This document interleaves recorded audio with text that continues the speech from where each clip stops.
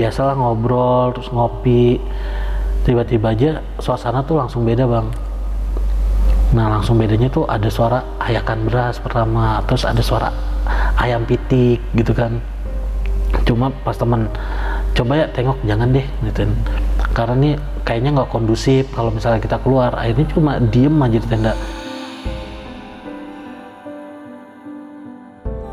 ngeliat saking ketakutannya tuh muntah bang, muntah karena yang dicium tuh bau busuk si makhluk ini.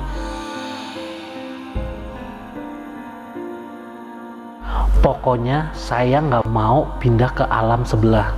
Kalau sampai saya pindah, Eyang Wisesa harus tanggung jawab.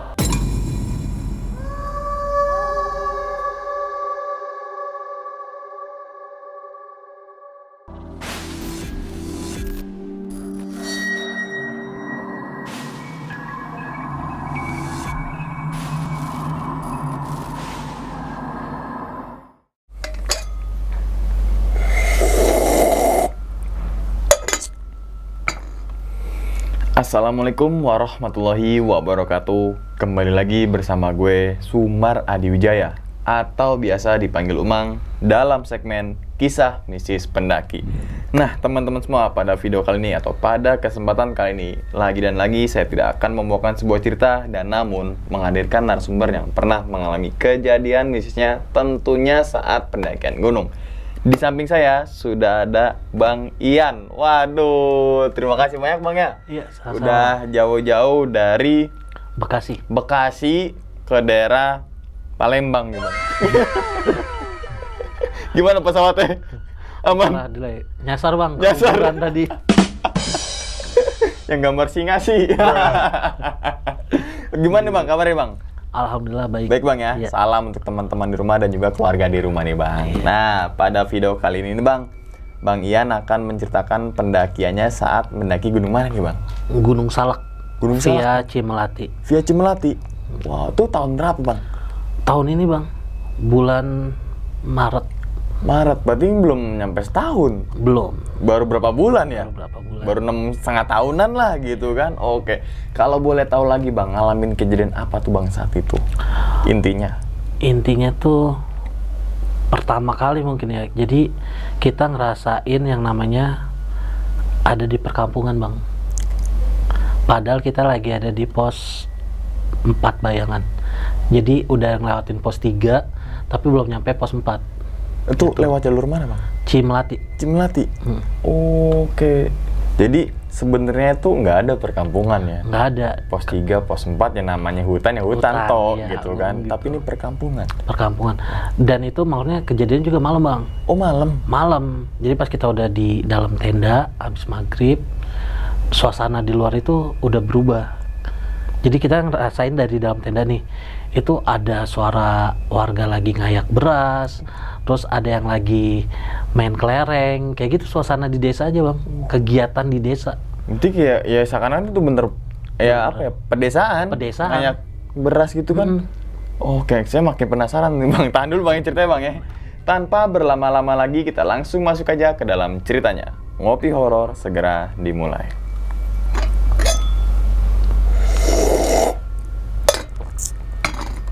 Sikat.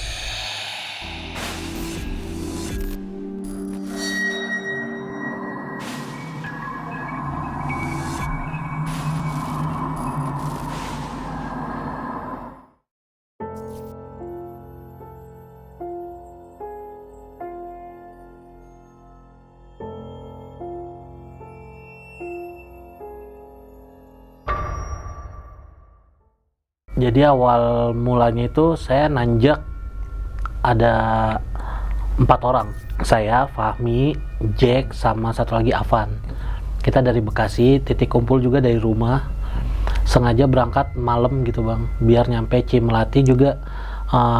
Kita tengah malam sebenarnya pengen trekking waktu itu, cuma karena dinginnya tuh parah banget, jadi kita standby di base camp.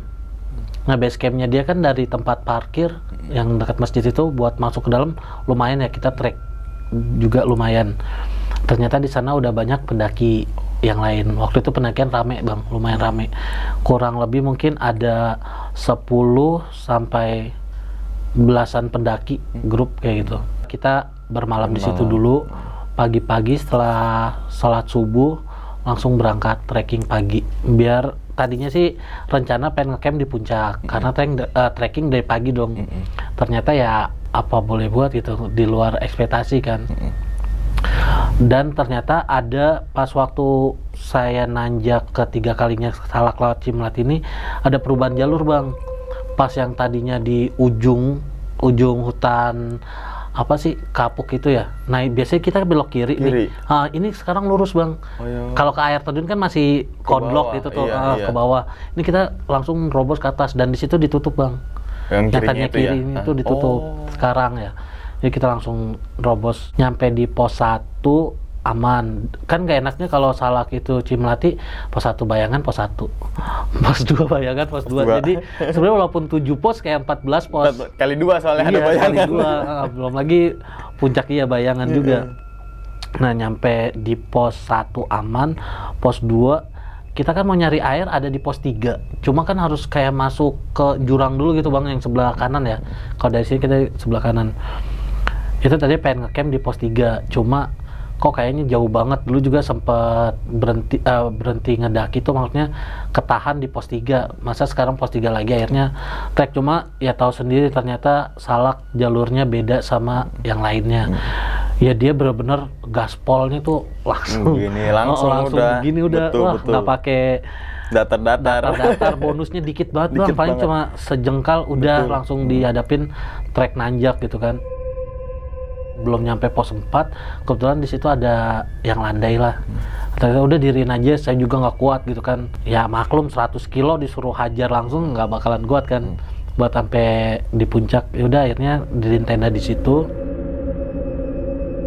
Awalnya sih nggak ngerasain yang aneh-aneh bang di situ. Kita berempat tuh diriin tenda biasa, terus masak lah biar ngurangin logistik karena udah mau malam juga. Pas setelah maghrib, pertamanya awalnya temen dulu nih yang kebelet buang air kecil, namanya si Jack, dan nggak berani juga. Dia akhirnya minta temenin si Avan. Dia keluar, pas udah kayak gitu dia bilang kok ada yang liatin kata dia. Cuma dia cerita pas masuk. Cuma ditanya lagi, orang kali? Enggak, bukan gitu kan. Karena pas waktu mendaki itu bang, tadinya saya nomor berapa dari grup pendaki ya, ini paling akhir, baru-baru udah nggak ada yang daki lagi. Jadi rombongan saya itu udah terakhir bang. Nggak ada, berarti pendaki yang lain udah duluan semua ya? Udah duluan semua, rata-rata kalau nggak di pos 4 ya langsung puncak. Karena pos 5 sama pos 6 juga dia kan nggak terlalu banyak kan.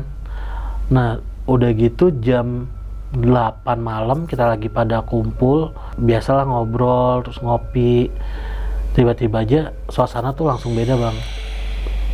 Nah langsung bedanya tuh ada suara ayakan beras pertama, terus ada suara ayam pitik gitu kan. Cuma pas temen coba ya tengok, jangan deh gitu, karena nih kayaknya nggak kondusif kalau misalnya kita keluar. Akhirnya cuma diem aja di tenda. Belum lagi ternyata tiba-tiba ada yang kena pacet, tapi pacetnya kayak nggak ada yang kena bekas darah bang. Ada pacet satu, pas dipecet tuh darahnya udah banyak banget. Tapi itu kita nggak ada yang kena. Kan minimal kalau bekasnya ya, harusnya ada bekasnya, entah di mana sampai bilang kepala lu kali tuh, soalnya lu tadi di pojokan paling pules sendiri gitu kan. Enggak, ini nggak ada gitu. Pas udah mulai berdamai sama kondisi itulah, yang dengar suara orang ngayak beras, terus ada anak-anak kecil, suara anak kecil tuh bener-bener jelas bang, lagi main kelereng lah. Itu bener-bener jelas. Dan apa ya, kita berempat udah diem aja di tenda, saking mikirnya, duh gimana nih gitu. Kalau di secara logika ya nggak mungkin itu. Kita kan lagi tengah hutan, sampai pada saling bisa dibilang nyubit badan sendiri. Ini bener kan, ini nyata kan kayak gitu. Nah akhirnya kita udah diem, matiin lampu tenda juga biar ya udahlah masing-masing, mereka kita kan yang penting kita nggak ganggu di sini. Betul. Kayak gitu. Pas lagi tidur, di atas kepala saya itu ada suara ayam, tapi ayamnya itu kayak di dalam tenda, cik gitu. Langsung saya bangun, astagfirullahaladzim, kuntilanak gitu kan. Karena kenapa? Yang saya tahu sosok Usil itu yang kalau suaranya pitik ayam ya dia gitu, nggak mungkin yang lain gitu. Ya. Nah pas udah itu langsung heboh lah tenda, Seriusan, iya ini tadi. Udah tuh diem lagi. Karena apa ya, temen juga tadi denger si Jack satu doang tuh. Dia bilang, gue cuma sekilas, cuma mimpi kali, masih pada nepis tuh. Mimpi. Nah, singkat cerita, kita summit, yang tadinya mau summit jam 12, mikir kan jauh bang, pos 4 aja belum gitu kan. Mau summit jam berapa biar nggak kesiangan. Yang planningnya jam 12, nggak taunya jam 1-an lah. Kita baru Malam, summit Bang, ya? malam, dini hari ya. Dini gitu. hari. Dan ngandelin headlamp 1 bang, terus 1 lagi cuma senter tangan. Nah, adik tuh Fahmi bilang, tadinya dia nggak mau ikut summit, cuma saya bilang kita udah 3 kali nih, kalau sampai gagal lagi ke Salak, ya masa mau gagal terus gitu kan. Terus apalagi lu bilang kalau nanjak sama lu nggak mungkin gagal, buktiin dong, saya gituin kan. Akhirnya ya udah, kayak entah terpaksa entah enggak, akhirnya tetap lanjut bang, naik lanjut. Pas lagi ya biasalah nyenter kayak gitu kan, kelihatan lah 1. Pas udah sebelum nyampe pos 4, itu emang sosoknya gede banget bang, hitam gitu kan. Cuma ya kalau saya pribadi masih ya udahlah, namanya di gunung gitu kan, yang penting nggak ngikut. Nah, si Jack ini yang ternyata ngelihat saking ketakutannya tuh muntah bang, muntah karena yang dicium tuh bau busuk si makhluk ini. Muntah, terus kita bilang ya udah istirahat dulu. Akhirnya adik bilang, gue di sini aja deh, stop gitu. Ya nggak bisa lah, nanjak semua, berhenti semua kayak gitu kan. Udah yuk pelan-pelan, selangkah yang penting nyampe. Ini kan udah nggak bawa carrier, kita tinggal semua kan di tenda. Ya udah pelan-pelan nyampe pos 4. Di situ ada beberapa tenda ya, ada 3 tenda, itu pun cuman daerah landainya kayak letter L bang, begini set terus ke sini. Dan cuman ya udah 4 tenda itu doang. Sampai kita Assalamualaikum, nanya lah, oh masih mereka ada di situ, ternyata belum jalan summit. Mau summit bareng nggak? Padahal niat hari itu biar kita nggak satu rombongan saya doang aja, gitu. Ada Temennya tujuannya situ. Ternyata kagak ada yang mau bang. Karena masih pagi banget. Mereka katanya maunya jam 6 minimal habis subuh. Terus ya udah lanjut sampai pos 6. Si Jack akhirnya pup tuh, BAB dia. Perdana naik gunung, buang hajat di gunung. Perdana juga dong. Perdana juga di situ. Nggak lama sampai puncak sih bang masih aman ya. Masih aman dalam artian kejadian semalam kita pikir ya udahlah cuma kayak gitu doang. Yang penting udah kelar nih, udah pagi kita summit, ketemu pendaki yang lainnya, pada nanya ngecamp di mana, ngecampnya di pos 3 gitu. Emang aman, bukannya nggak boleh di situ kan, katanya ada larangan juga sih, nggak boleh ngecamp di pos 3 atau 3 bayangan. Kalau secara bahasa ini katanya di situ ada mata air, jadi takutnya hewan buas pada nyari minum, nyari air kan kalau misalkan malam. Cuma ada bilang sering gangguannya emang di pos itu kalau lewat Cimelati. Kita cerita diganggu sih, pada kaget tuh kan. Soalnya saya juga di pos 4 diganggu gitu ya. Ternyata pendaki lain pun ada yang diganggu di pos 4. Di pos 4 saya bilang, teman saya doang nih yang muntah-muntah tadi, si Jack kayak gitu kan. Kelar udah bang, kita habis summit, foto-foto di puncak, biasalah ritualnya pendaki ya kan. Ya. Puncak, bener. turun, ya kan suatu kebanggaan ya bang, kita Betul udah lah. nyampe di sana. Pasti. Belum tentu bisa sana lagi gitu Pasti. Kita turun, benar-benar tuh mikir, udah nggak bakalan kejadian apa-apa. Ternyata nggak kayak gitu bang. Ternyata sampai turun pun parah sih. Parahnya gini, saya kehabisan air juga karena Salak bener-bener treknya parah sih. Air, kita harus estimasi air tuh bener-bener di planning banget lah, karena di sana mau buat ke mata airnya ini bang yang susah. Dan adanya kan di pos 3, Pos 3 aja.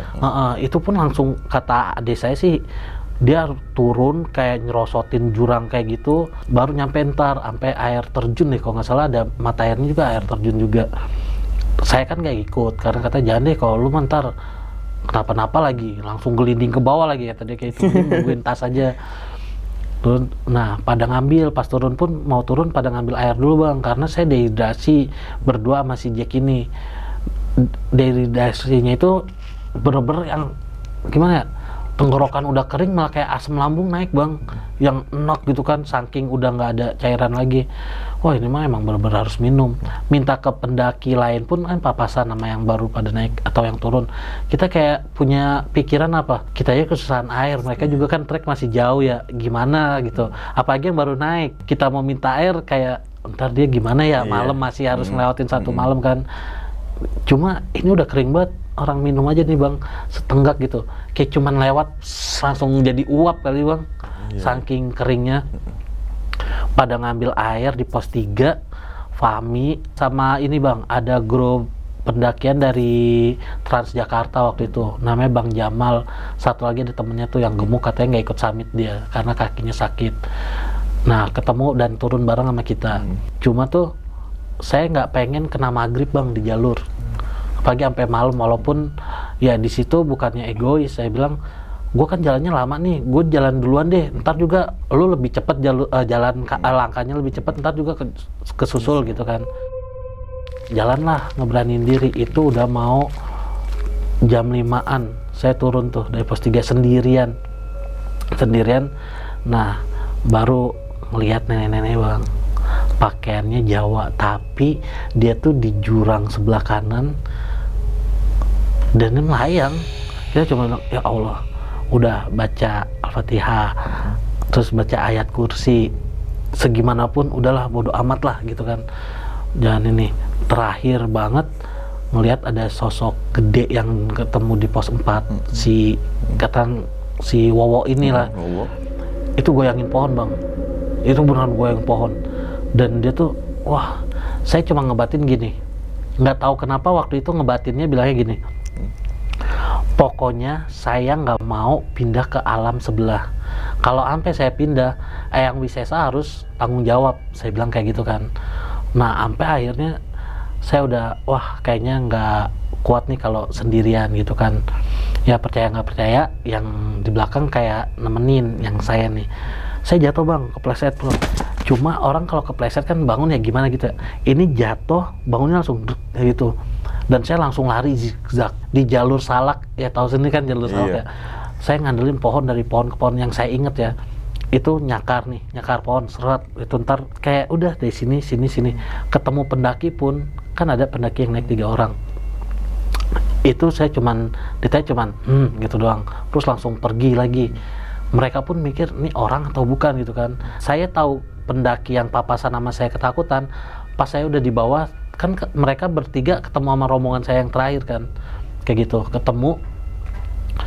Saya di bawah pun udah nyampe parkiran, ketemu sama si ibu warung. Itu aneh bang, minta minum langsung 3 gelas es teh manis. 3 gelas, saya sendirian 3 gelas. Si ibunya ternyata bikin teh manisnya itu bukan teh celup bang, teh tubruk yang harus masak air panas dulu segala macam. Dan langsung ngomong Sunda, bilang kayak teteh lila gitu kan. Itu yang ada dulu gitu kan. Tetehnya kok lama banget sih bikin, yang ada dulu aja. Sampai akhirnya mesen lagi 2 gelas bajigur, jadi 5 gelas tuh. Dan itu minum nggak ada hitungan menit bang, berapa detik tuh habis semua, sampai ibunya bengong. Dan akhirnya mesen mie goreng, tapi mie-nya 1, telurnya 3, tapi mintanya putihnya doang, kuningnya enggak. Oh, kuningnya enggak? Ditawarin nasi, dia cuma minta 1 sendok nasi, bener-bener 1 sendok, tapi kan dikasih 1 piring, dia makan 1 sendok. 1 sendok nasi aja, sisanya mie baru habis tuh? Mie enggak, putih telurnya doang juga.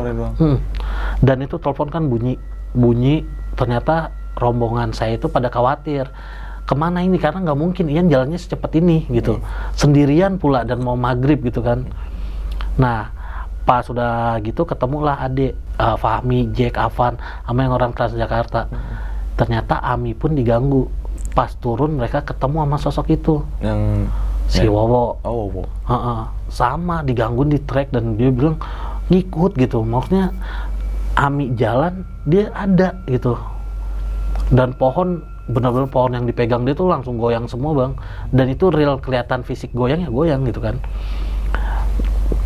Pas udah azan maghrib, saya tuh muntah bang, semuanya keluar yang tadi dipesan ya, es teh, bajigur, semua tuh keluar. Karena muntahnya pun nggak yang kayak gitu, enggak, mangap langsung keluar semua. Kayak keran gitu. Bener, langsung keluar semua. Itu disaksi sama pendaki lain sama ibu warung, dan saya cuma minta maaf, teh punten maaf ya tadi saya tahu bukan kamu, kata dia cuma bilang kayak gitu.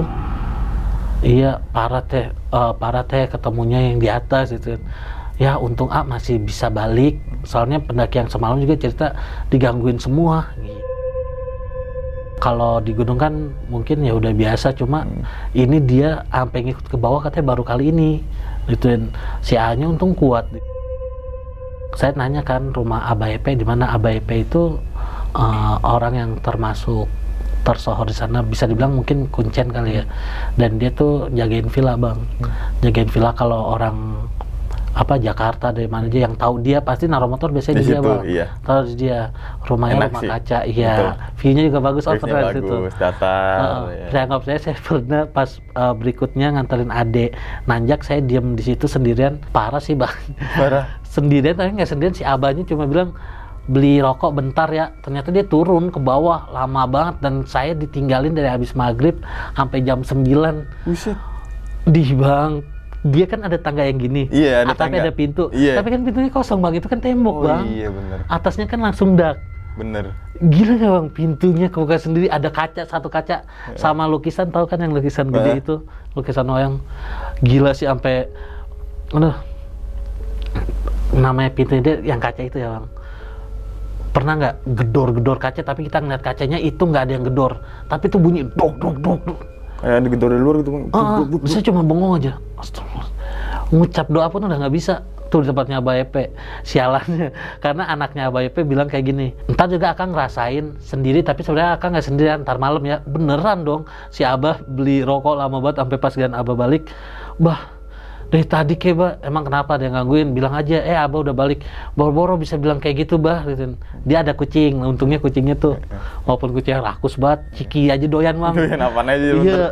Untungnya ada kucing tapi sih masih ketolong. Dari situ udah ya gangguannya, kata kita ya Gunung Salak nggak bisa dianggap remeh sih. Dan ibarat kata ya jangan sesumbar. Kita yang nggak sesumbar aja kadang tuh bang, mereka eksisnya yang bener-bener eksis. Kalau emang nggak percaya dan mau coba, kayak sesekali tuh trekking malam deh gitu. Kalau emang ada nyali itu juga ya trekking malam lah. Jago banget kalau solo hiking sono malam. Ade, Fahmi, dia bilang sosoknya kayak gitu, tapi nggak ngikut kan, karena pas di musola si Jack kan emang agak ngerti ya. Saya minta di healing, minta dibersihin sama dia. Dia pun nggak semena-mena langsung bersih bang. Desainnya udah agak enakan, gantian dia. Jadi pas dia habis bersihin, langsung badannya dia tuh panas dari belakang tungkak pala sini sampai ke belakang, dan gantian dia yang muntah. Tuh gila. Jadi kayak ganti-gantian gitu ya? Oke. Kayak nggak dilepasin karena kan kita kesono nggak sesumbar, terus nggak pengen nantang juga sih bang. Cuma saya tuh waktu nanjak ketiga kali cuma pengen ngebayar, kan udah 2 kali gagal, masa sih gagal lagi gitu. Minimal bisa lah, apalagi Ade bilang kan, lu kalau nanjak sama gue tenang pasti nyampe, nggak mungkin nggak nyampe atas. Cuma pengen itu doang. Cuma luar biasa. Padahal pas di makamnya pun ya sempet sowan sih, kayak tabur bunga gitu, doain. Ada makam kan di atas. Kalau orang kan ngenalinnya Mbah Salak, tapi kalau Abah Epe sama yang di warung itu ngasih tahu bang namanya siapa gitu. Karena kan kalau katanya itu setiap lebaran haji kata itu ada satu pesantren atau mana ke sana. Mereka bilang ya itu yang milik pesantren dulu. Jadi kalau yang pernah diceritain ke Ian tuh ada yang meninggal katanya dulu, sosok ulama lah. Tapi pas lagi digotong, nah dari kerandanya itu keluar cahaya terus langsung ke puncak Salak. Nah pas mau dikuburin itu nggak ada si jasadnya itu yang tadi digotong di keranda. Jadi kalau beberapa orang ya, kenapa di atas ada tiba-tiba muncul makam ya itu. Cuma walau alam sih.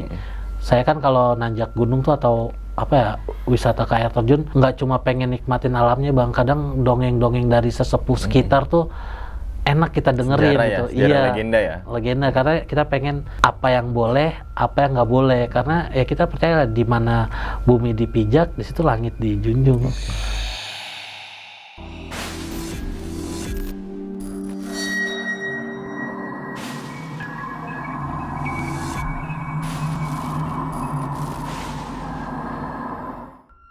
Nah itu ya teman-teman semua cerita dari Bang Ian nih ketika melakukan pendakian ke Gunung Salak pada tahun 2022 Bang ya, tepatnya di bulan Maret. Nah memang ini mengalami kejadian lah Bang ya, mengalami kejadian yang memang ketika nyampe di pos 3 itu kan, ketika di pos 3 itu kan kayak salaknya di sebuah pedesaan yang dimana ada orang ngayak beras, terus ada yang main kelereng.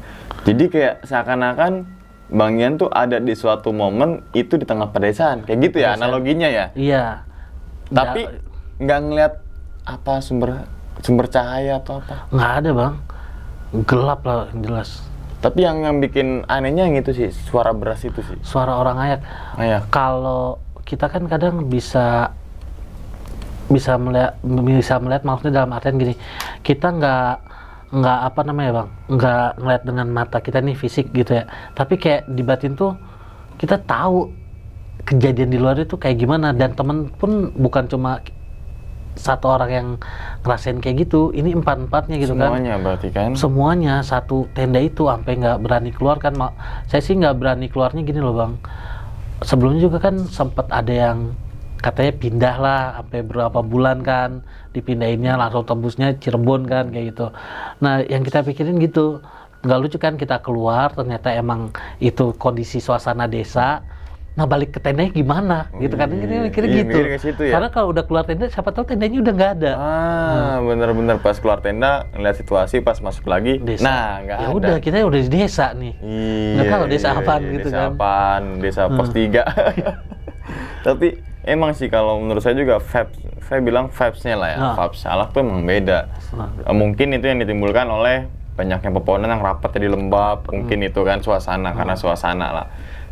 Tapi terlepas itu Salak oke lah, tapi jangan untuk yang baru-baru suka naik gunung tuh, karena begini semua teman-teman semua tuh, datarnya tuh jarang banget tuh gitu kan. Jarang ada bonus. Jarang ada bonus. Nah, terus yang abang tadi sempat bilang kalau suara pitik tuh yang cik gitu kan. Itu tandanya ada siapa yang datang Bang? Itu biasanya sosok Kunti sih Bang, kata Kunti, Wegom, itu mereka bisa nirin suara kayak gitu. Wegom. Oke. Tahu kan ya? Tahu. Nah itu kan di atas kepala nih.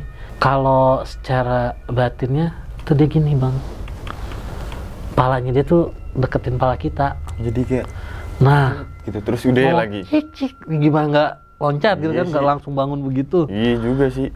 Dan tadi kan nggak ada ayam Bang. Ya walaupun di hutan ya, ayam hutan nggak kayak gitu Bang. Saya tahu ayam hutan suara kayak gimana. Nggak kayak gitu. Nah, sepanjang perjalanan abang dari pos 3 ke puncak tuh kan agak malam, masih malam jam 1 dini hari ya. Itu ada yang ngerasa janggal, paling janggal tuh pas kejadian di mana Bang? Pas ketemu pohon gede banget itu pos 4 ya.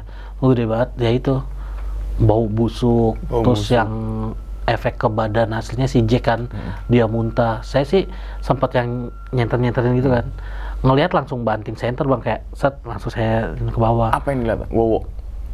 Bener wo. Selain itu Bang? Karena tingginya 7 meter atau berapa meter. Yang lain sih enggak Bang, enggak. Karena apa ya, mungkin dia kali Bang yang jagain situ, si pohon gede. Bisa jadi. Kita cocokologi aja gitu kan, ilmu cocokologi yang mungkin kalau di situ ya kemungkinan besar dia yang jaga atau penghuni lah bilangnya, penghuni situ gitu kan. Di gunung kan pasti setiap tempat punya penghuni masing-masing gitu, wilayah masing-masing lah. Walaupun satu gunung. Pos gitu 1, kan. Pos 2 aja bisa beda. Iya, nih pos 1, pos 2 lo ya, gitu kan. Pos ini sini ya, gitu. Yang udah tinggi ya beda, lain hal lagi tuh, di puncak beda lagi tuh. Dan kata ABP pun kalau dari pos 1, pos 3 itu negatif Bang emang. Nah, pos 4 ke atas itu biasanya jin muslim. Positif ya. Sampai puncak, pos 4 apalagi di puncak ya. Oke, nah ini kan ketika saat turun itu kan gini Bang, abang sempat jalan duluan. Iya. Terus kan agak lari loncat-loncat. Terus ketemu pendaki yang cuma gitu kan. Iya. Terus juga ngeliat nenek-nenek. Nah kalau boleh detail lagi Bang, nenek-nenek pakaiannya kayak gimana lagi Bang? Itu pakaian Jawa Bang. Ya nggak, saya pikir tahulah salah adanya di mana gitu kan. Ini pakaian Jawa, layaknya Jawa ya, Bener, orang Jawa, yang kayak Jawa Tengah Tengahan gitu. ya. Jawa Tengah. Nah, Oh, itu iya yang juga ya. kain batiknya batik Jawa lah, Iya. batik Jawa, terus Warna kebaya. coklat gitu ya. Tapi kebayanya yang compang-camping ya bang. Oh. Itu. Dan rambutnya si nenek ini tuh kayak sanggulan tapi yang udah copot bang. Jadi sininya udah acak-acakan. Nah sini ada kayak kode yang udah mau copot aja. Jadi ngegelantung gitu. Dan Kirain saya tadi pakaiannya tuh kayak selayaknya kayak orang biasa terus nenek gitu. Enggak. Tadi kan pakai kayak apa ya namanya, tapi kalau bahasa Jawa tuh tapi atau nggak selendang yang kayak sarung gitu, jari. batik. Ya, terus kirain tuh kebayanya nggak compang-camping gitu. Itu Ternyata nih compang-camping. kayak nenek yang serem dong. Hah? Ya Menurut abang deh, Iya, nyeremin nggak? karena mukanya dia nggak jelek ya, layaknya nenek-nenek biasa, enggak sih. Enggak. Karena saya pernah ngeliat yang lebih serem lagi bang. Real kuntilanak tuh wah parah dah. Kalau kalian nonton yang di film Yang udah film. takut, wah ini lebih parah. Lebih parah, lebih hancur kah? Bukannya lebih hancur Hancur ya. apa serem nih? Beda nih kan nih. Ini serem bang, karena dia tuh kulitnya bener-bener yang keriput, terus matanya juga yang ngeblalak, jari-jarinya itu bang, ini misalnya jari kita nih, nah dia masih ada tiga manjang gitu, jari Panjang? kayak penyihir, itu baru jarinya ya, belum kukunya, belum yang jalannya. Dia tuh kan dia jarang banget sih bang kalau bisa dibilang melayang tuh, kalau lagi eksisnya deket kita, mereka tuh lebih suka jalan tapi yang gitu loh, kayak orang patah. Oh, kayak jalan robot gitu ya, tek, Ah. tek gitu gak? Iya kayak gitu. Belum lagi ntar kalau dia tahu-tahu bruk gitu loh, kayak jatuh tapi sebenarnya bukan jatuh, ya akhirnya merangkak. Nah pas merangkak itu biasanya sih parah. Serem sih itu sih emang. Gue ngebayangin yang film apa ya? Kayak analogi film lah gitu kan. Yang gini rumah kayang itu bang. Nah Gitu kan tuh. iya. Kayak gitu di serem film aja menurut gue. Masa sih gitu kan? Hmm. Ternyata emang ada tuh bang ya? Ada. Waktu itu di Slamet juga ketemu. Yang Tapi kayang. kunco sih. Kuntilanak cowok. Oh, Dia kayang. Dia kayang kalau kuntilanak cowok tuh. kuntilanak cowok tuh yang putih apa yang merah bang? Kuntilanak cowok tuh rata-rata hitam bang. Oh Hitam. Dan bentuknya dia jalannya kayang, palanya tuh muter bang. Lidahnya tuh ngejulur. Gue ngebayangin sih. Dan biasanya kalau dia diam di satu pohon itu bakalan mati bang. Matinya gini, nggak ada dedaunan, ya hidup cuma kayak pohon kering kayak gitu. Gue jadi kayak ingat flashback di Suming. Iya. Ada kan Wan, kayak gitu. Ini kayak kebalik terus apa ya? Mukanya tuh nggak muka kebalik gitu, mukanya tuh muka Iya. gitu kan, Muka kayak begini. kayak gini gitu kan, tapi badan tuh kebalik gitu kan. Iya. Oh, oke. Nah, bang, berarti yang ngikutin abang ketika sampai bawah tuh si Wowo. Bisa dibilang si Wowo. Soalnya kan tadi semanis 5, Ah, bajigur 3, ya kan? Nasi susu tapi keluar lagi. keluar semua. Aturan normalnya orang kan nggak mungkin juga semanis 3 nih 2, ini kan, iya. gitu kan. Misalkan beneran juga ya udah ketelan dong. Telan. Walaupun keluar juga sedikit karena kekenyangan. Iya, nggak Tapi semuanya. nggak semuanya Nggak gitu. semua. Dan itu kan udah keproses dikit lah Iya. gitu kan. Tapi ini semua, Semua. aduh. Karena tuh pas udah kayak gitu bang, beneran ya kosong, lapar ya lapar. Lapar. Karena belum keisi kan. Oh iya. Turun itu kan saya nggak makan karena kan ngambil air di pos 3 cuma minum satu, bayangin bang, satu botol tuh minum saking dehidrasinya ya, satu botol yang aqua 1 liter tuh saya minum sendiri. Kan ngambil berapa botol ya, 6 kali. Ya yang lainnya udah pada megang sebotol, ya udah saya cuma itu doang, itu pun saya tinggalin. Jadi turun saya nggak megang air. Oh, oke. Kayak gitu. Terus pas di ketempelan itu apa yang sampai saat ini abang rasain tuh di tubuh abang? Kalau Ketika saat itu ya. saat itu cuma apa ya yang sampai saya pikirin, kenapa bisa apa ya kepleset, oke lah kepleset. Yang saya bingung gini, pas jatuh itu bangunnya gini bang. Nah, Seharusnya ya ada sekian detik ya dikit kita dong, gini, iya dong, gimana nggak mau lah, kecektuk gitu kan. iya, tahu-tahu langsung berdiri gitu kan, terus zigzag nyakar-nyakarin Oh, zigzag, pohon, iya, zigzag zigzag saya. ya. Pas saat turun itu ya, pegang-pegang jalan lagi gitu kan, berarti kan kebayang sih, kebayang. Nah, Nah dari pas hutan ke si batu konloknya itu yang kalau udah mau Iya, base camp. base camp itu. Nah kan pohonnya kayak itu. Nah itu zigzag. Dan saya nggak bisa, dan yang saya ingat juga nggak jalan di batu konloknya itu bang. Saya jalannya di tanah. Oh. Karena masih kondisi jalan Iya. cepet gitu. Iya, Ditegur orang pun cuma ngedahem doang. Tapi baru pertama kali tuh bang, abang ngerasa jalan Baru pertama. cepet lari Baru gitu ya. pertama. Soalnya kan kalau dilihat, oh iya nggak mungkin juga kan gitu kan, nggak mungkin juga gitu. Maksudnya nggak logika misalkan emang bukan ada yang nempelin gitu ya, gitu kan. Apalagi kondisi saat turun, terus juga sempat kekurangan cairan gitu kan. Lebih baik kan misalkan saat itu ya jalannya misalkan normal ya, nggak ada unsur ketempelan atau dia ngikut, pasti ya jalannya nggak secepat itu karena tadi kan dehidrasi dan lain sebagainya Iya. kan gitu. Dan logikanya di base camp ada air udah banyak lah bang, ya kan? Kalau emang masih keingetan dehidrasi gitu ya minum dulu kan airnya mata air semua gitu Iya. kan. Ya kalau kita yang udah biasa ke gunung udah nggak peduli air matang air mentah lah. Iya. Udah mata air minum. Udah gitu kan. minum. Ini kan enggak, di base camp pun entah itu rangernya atau bukan ya, karena ada lagi ketemu lagi 4 apa 3 pemuda-pemudi gitu lagi main gitar. Saya pun langsung selonong boy, mereka negor cuma ngedrum gitu. Sendirian gitu, terus udah pergi seret. Oke. Nah, pas telepon bunyi nggak diangkat, mereka kan yang si Ami, Jack, Ava nama yang orang Jakarta tadi, kemana aja tadi ditanyain, ngeliat katanya, tapi tuh kayaknya bukan orang deh. Saya kan pakai tas gunung warna biru, jaket warna biru gitulah, yang birunya bener-bener gonjreng bang. Dan cuma saya doang, makanya tadi ngeliat nggak si ini ciri-cirinya gemuk, pakai tas biru. Iya lewat, tapi kayaknya bukan orang. Pada jawabnya gitu yang papasan sama saya. Lewat tapi bukan orang. Kayaknya bukan orang, karena ditanya cuma ngedehem doang. Ngedem doang. Nah, rombongan ngomong, emang tadi lu kayak gitu? Nggak inget, emang sih ketemu, cuma kayaknya nggak nyapa deh mereka gitu. Oke.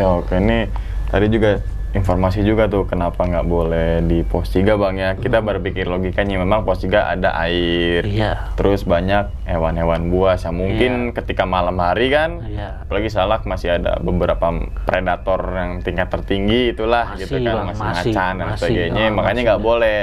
Kalau unsur tadi kata Abah Epe ya, memang pos 3 ini krusial ya, krusial ya karena hal itu. Tapi kita tetap berpikir logika lah. Oh iya, karena di situ banyak Hewan buas. Gitu aja teman-teman Iya. semua, simpel aja gitu kan. Oke bang, sebelum ditutup videonya nih bang, abang punya pesan nggak bang untuk teman-teman semua yang suka naik gunung nih bang?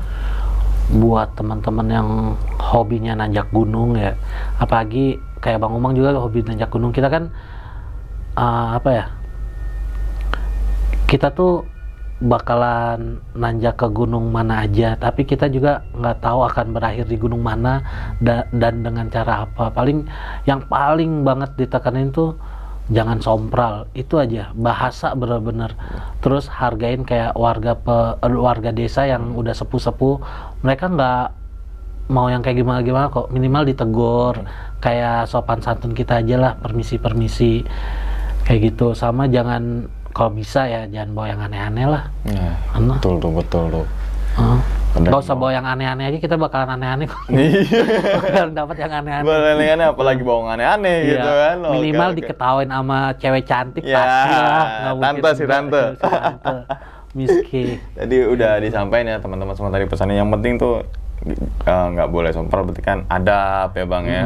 Adab itu harus jaga, nggak cuma di gunung, di tempat kalian juga, di tempat kerja, dimanapun gitu kan. Adab mengendara, misalkan teman-teman semua suka bawa motor gitu kan, biar apa? Biar nggak saling tersinggung gitu kan, nggak saling sakit hati. Ketika kita misalkan analogi gampangnya kita naik motor brutal gitu kan, terus ketika ngomongnya sompral di motor, ketika ada orang lewat, ini loh gitu, bahasa hewan gitu, ini loh gimana nggak sakit hati gitu kan. Itu betul. Itu analoginya. Misalkan misalkan kita berkunjung ke rumah teman terus ngelewatin sebuah gang yang situ banyak orang yang lagi nongkrong, terus kita ngebut wah gitu kan, gimana gitu kan, kita tegur aja lah. Misalkan kemanapun, gunung manapun deh, misalkan pasti kan ngelewatin sebuah desa dulu bang ya sebelum akhir ke base camp itu kan. Tegur aja, permisi kok bilang permisi itu kan nggak capek, nggak butuh Betul. keringat keluar gitu kan. Nggak bayar lagi. Nggak bayar, gratis. Cuma permisi apa? Udah sebatas itu aja. Karena kan kalau pepatah ininya bilang apa? Anda segan, Anda sopan, kami segan, gitu kan. Itu aja yang teman-teman atau kita semua harus kita pakai gitu Bang ya. Betul. Dan ingat teman-teman semua, cerita dari Bang Ian ini bukan untuk menakut-nakuti teman-teman semua ketika melakukan pendakian ke Gunung Salak ataupun ke gunung manapun. Tapi ambillah sisi positifnya dan buang sisi buruknya. Sekian dulu pada video kali ini dan nantikan video-video gue berikutnya. Hal gaib itu muncul ketika sugesti kita buruk. Wassalamualaikum warahmatullahi wabarakatuh. Selamat beristirahat. Terima kasih Abang. Iya. Alhamdulillah. Bungkus.